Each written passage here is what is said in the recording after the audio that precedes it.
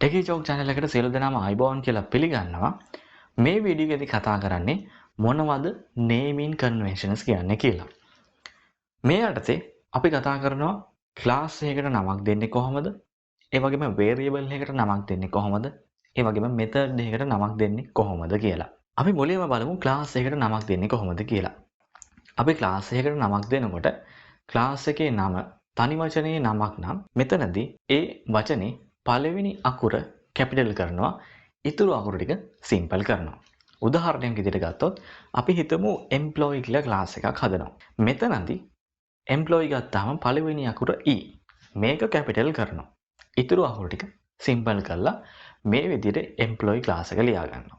අපි තවත් උදාහරණයක් ගමු. මම ලියනවා car කියලා ක්ලාස් එකක්. මෙතනදී අපි පළවෙනි අකුර ගන්නවා. එතකොට ඒකේ පළවෙනි අකුර c. ඒක කැපිටල් කරනවා. ඉතුරු අකුරු ටික සිම්පල් කරනවා. ඊට පස්සේ මම මේ විදිහට කා කියලා ක්ලාස් එක ලියා ගන්නවා. ඉතින් මේ කතා කරේ ක්ලාස් එකට දෙන නමේ වචන ගාන එකක් නම් කොහොමද අපි නමක් දෙන්නේ කියලා.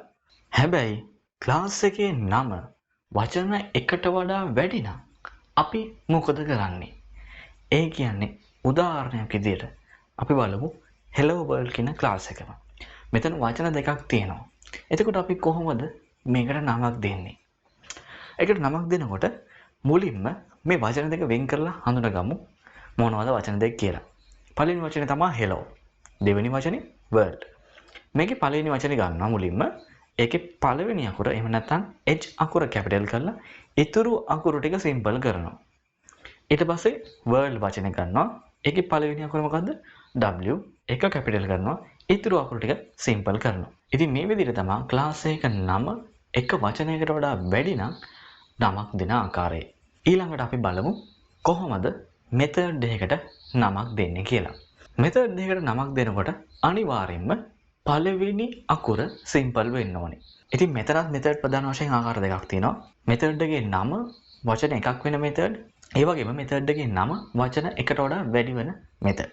මෙතනදී method එකේ නමේ වචන ගන්න එකයි නම් හැම අකුරක්ම සිම්පල් විදිහට ලියන්න පුළුවන්.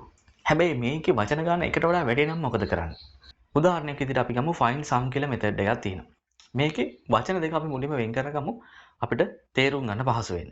මුලින්ම තියෙනවා find කියන වචනේ, ඊළඟට තියෙනවා sum කියන වචනේ.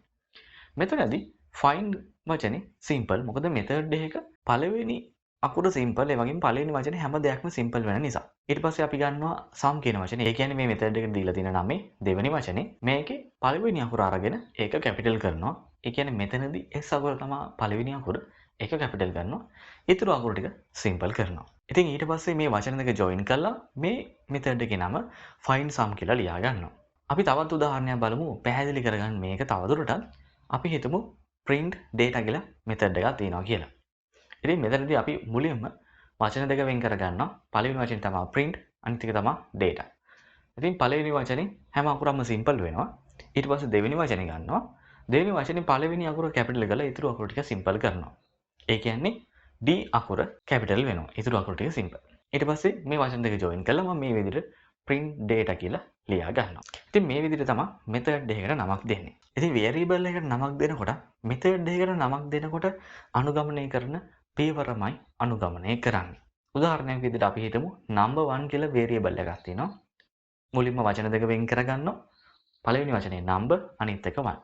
ඉතින් මම කිව්වා method එකකට නමක් දෙනකොට follow කරන step ටිකම තමයි variable එකට නමක් දෙනකොටත් use කරන්නේ.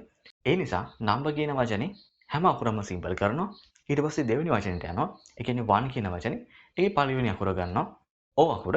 ඒක capital කරලා ඉතුරු අකුරු ටික simple කරනවා. ඊට පස්සේ number 1 කියලා මේ විදිහට මම variable එකේ නම ලියා ගන්නවා. ඉතින් මෙන්න මේ විදිහට තමයි class එකකට method එකකට variable එකකට නමක් දෙනකොට අකුරු ලියා ගන්න.